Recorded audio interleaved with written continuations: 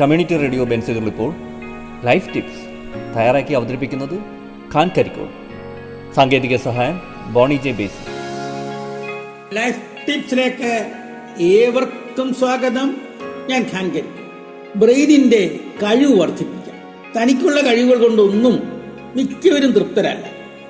എങ്ങനെ തന്റെ കഴിവുകൾ വർദ്ധിപ്പിക്കാമെന്ന് മിക്കവരും ചിന്തിക്കുന്നുണ്ടാവും.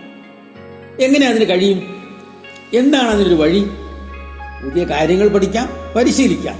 അത് മാത്രം കൊണ്ട് കഴിവ് വർദ്ധിക്കുമോ? ഇല്ല. പഠിക്കാൻ ഉദ്ദേശിച്ച കാര്യങ്ങൾ സ്വാംശീകരിക്കാനും പ്രവൃത്തിപഥത്തിൽ കൊണ്ടുവരാനും കഴിയണം. നമ്മുടെ ചെയ്തികളിൽ ചെറിയ മാറ്റങ്ങൾ വരുത്തിയാൽ അതിന് കഴിയും. അതേക്കുറിച്ച് ഒരല്പം അറിയാൻ ശ്രമിച്ചാലോ?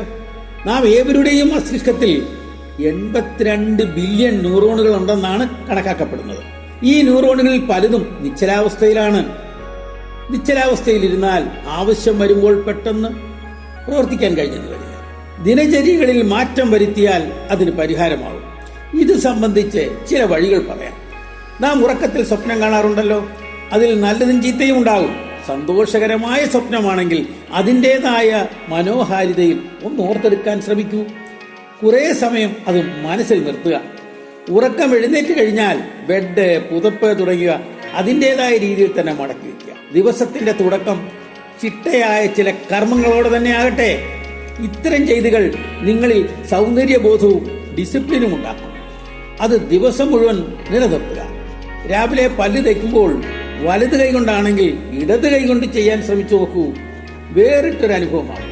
ഈ മാറ്റം തലച്ചോറിലെ പ്രവർത്തിക്കാതിരിക്കുന്ന ഭാഗങ്ങളെ ഉത്തേജിപ്പിക്കും. തലച്ചോറിൽ മാറ്റങ്ങൾ ഉണ്ടാക്കും. ബ്രെയിനിന്റെ പ്രവർത്തനത്തിന് വെള്ളം ആവശ്യമാണ്. 2 ലിറ്റർ വെള്ളമെങ്കിലും ദിവസവും കുടിക്കണം. അടുത്തതായി ശ്വസന വ്യായാമമാണ്, അതായത് ഡീപ് ബ്രീത്തിങ്. ദീർഘശ്വാസമെടുത്ത് സാവധാനം പുറത്തേക്ക് വിടുക.